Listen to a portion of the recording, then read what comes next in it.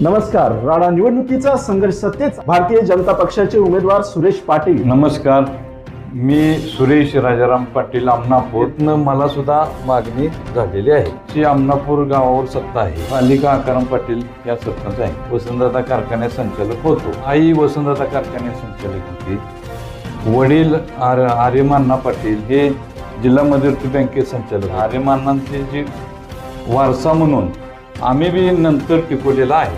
अण्णांनी ग्रामपंचायतीपासून ते जिल्हा लेवलची पद असून ते अतिशय चांगलं काम केलेलं आहे. माननीय पृथ्वीराज बाबा देशमुख, माननीय संग्रामभाऊ देशमुख, माननीय शरद भाऊ लाड यांनी माझ्यावर जो विश्वास ठेवला, तिकीट मला दिली, ज्यांनी अर्ज भरलेला होता हे माझ्यासोबतच आहेत. महापुरामध्ये आम्ही माणसं बोटीनं बाहेर काढली.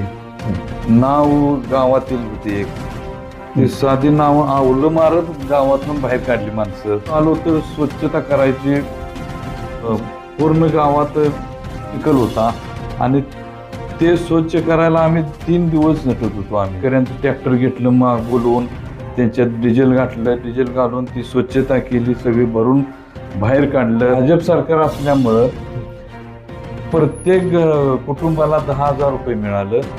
बाहेर गेलेल्यासनी 2,000 रुपये मिळालं. कुणाचं पूर्ण पडझड झाली त्याला 95-100 मिळालं. शेतकऱ्यांनी इतकी मदत मिळाली की हे भाजप सरकारच पाहिजे आहे असं म्हणते.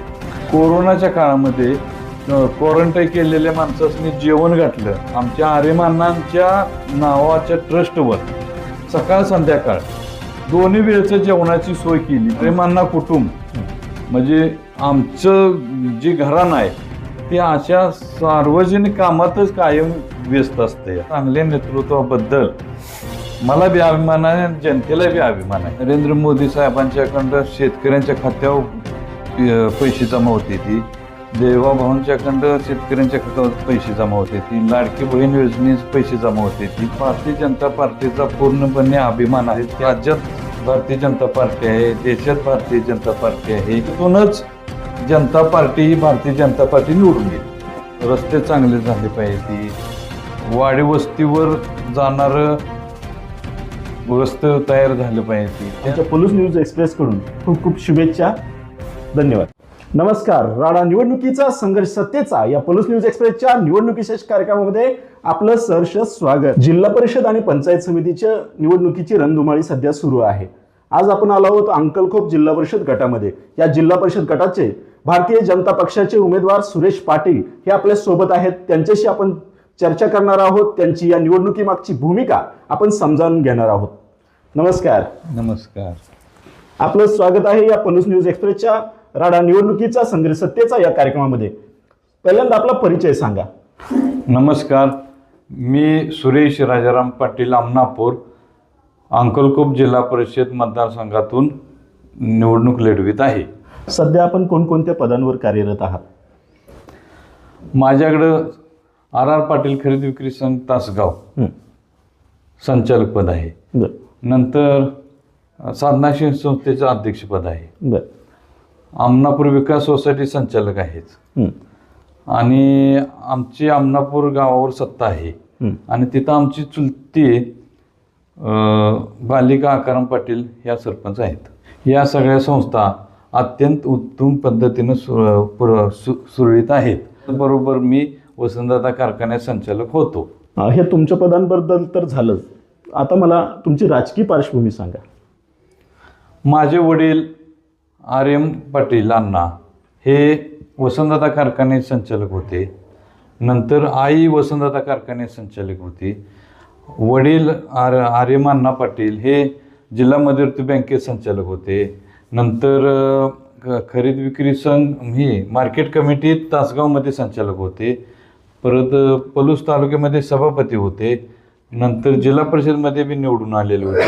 म्हणजे अशी पार्श्वभूमी पहिल्यापासून आमचं हे राजकीय जे आहे आर्यमान्नांचे जे वारसा म्हणून आम्ही बी नंतर टिकवलेला आहे.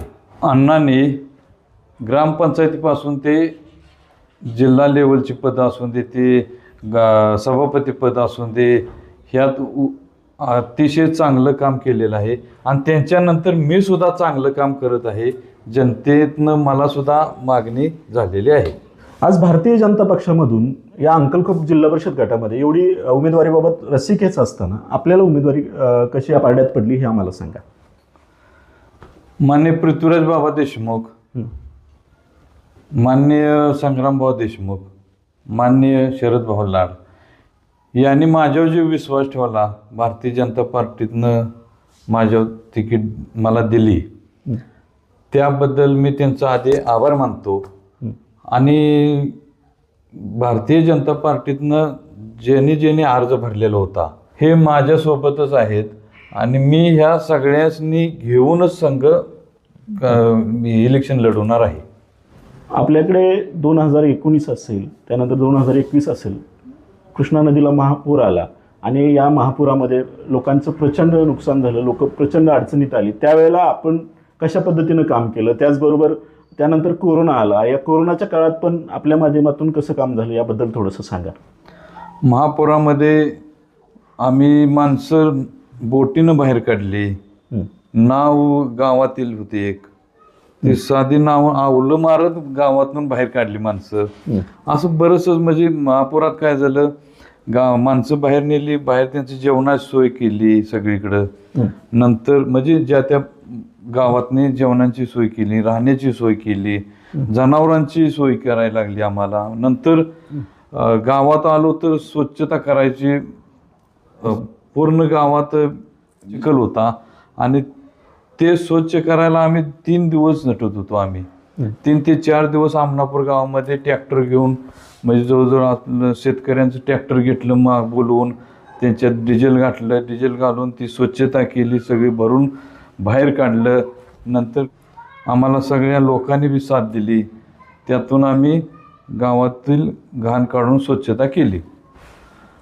भाजप सरकार असल्यामुळं प्रत्येक कुटुंबाला 10,000 रुपये मिळालं, बाहेर गेलेल्यासनी 2,000 रुपये मिळालं आणि इथं आल्यानंतर कोणाची पडझड झाली त्या पद्धतीनं पडझडीच्या प्रमाणे पैसे मिळालं.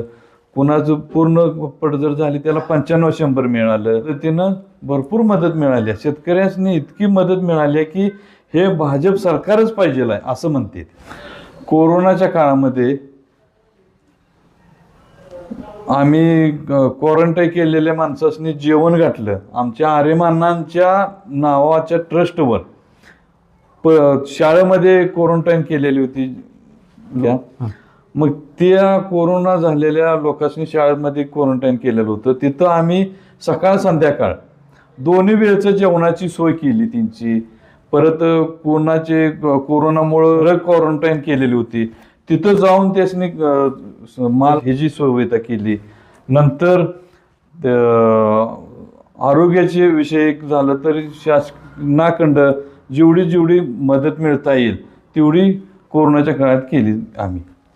अशा प्रकारे आमचं आर्यमान्ना कुटुंब म्हणजे आमचं जे घराणं आहे ते अशा सार्वजनिक कामातच कायम व्यस्त असते आणि प्रत्येक लागेल त्याला आम्ही मदत करत असतो. अर्थातच भारतीय जनता पार्टीनं आपल्याला फार मोठी जबाबदारी सोपवली आणि आपल्याला उमेदवारी दिली. आता मला सांगा, या भारतीय जनता पार्टीचे जे नेतृत्व आहेत यामध्ये राज्यामध्ये आज आदरणीय फडणवीस साहेब असतील, मुख्यमंत्री म्हणून त्यांचं फार मोठं काम दिसतं. त्याचबरोबर केंद्रामध्ये नरेंद्र मोदी साहेबांचे पंतप्रधान म्हणून एक मोठं काम दिसतं. यांच्या नेतृत्वाबद्दल तुम्हाला काय वाटतं? त्यांची जी ध्येय धोरणं आहेत त्याबद्दल तुम्ही काय सांगाल?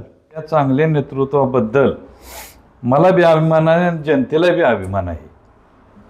नरेंद्र मोदी साहेबांच्याकडं शेतकऱ्यांच्या खात्यावर पैसे जमा होते ती, देवाभाऊंच्याकडं शेतकऱ्यांच्या खात्यावर पैसे जमा होते ती, लाडकी बहीण योजनेचे पैसे जमा होते ती. याबद्दल मला भारतीय जनता पार्टीचा पूर्णपणे अभिमान आहे आणि त्यातून मला तिकीट मिळाले. राज्यात भारतीय जनता पार्टी आहे, देशात भारतीय जनता पार्टी आहे, इथं सांगली जिल्ह्यात जनता पार्टी पाहिलं आहे आणि पंचायत समितीला जनता पार्टी पाहिलं आहे. त्यामुळं जनतेतूनच जनता पार्टी ही भारतीय जनता पार्टी निवडून येईल. कोणतं विकासाचं व्हिजन घेऊन आपण या निवडणुकीमध्ये उतरला आहात? माझ्या मतदारसंघात रस्ते चांगले झाले पाहिजे, नंतर वाडी वस्तीवर जाणारं रस्ते तयार झालं पाहिजे त्यासाठी मी प्रयत्न करीत आहे. या जिल्हा परिषद अंकलकोप गटामध्ये आरोग्याच्या सोयीसुविधा चांगल्या पद्धतीने झाल्या पाहिजेत यासाठी मी प्रयत्न करीत. त्याचबरोबर मी जिल्हा परिषद शाळांच्याकडे जास्त लक्ष मी देईन. त्याचबरोबर जिल्हा परिषदच्या माध्यमातून चांगल्या योजना आणण्याचा मी प्रयत्न करीन. एक चांगलं विकासाचं विजन घेऊन आपण या निवडणुकीमध्ये उतरला आहात. आपल्या या पुढील वाटचालीसाठी आमच्या पलूस न्यूज एक्सप्रेसकडून खूप खूप शुभेच्छा. धन्यवाद. तर हे होते अंकलकोप जिल्हा परिषद गटातील भारतीय जनता पक्षाचे उमेदवार सुरेश पाटील. अशाच मुलाखतींसाठी पाहत रहा पलूस न्यूज एक्सप्रेस. लाईक करा, शेअर करा, सबस्क्राईब करा पलूस न्यूज एक्सप्रेस.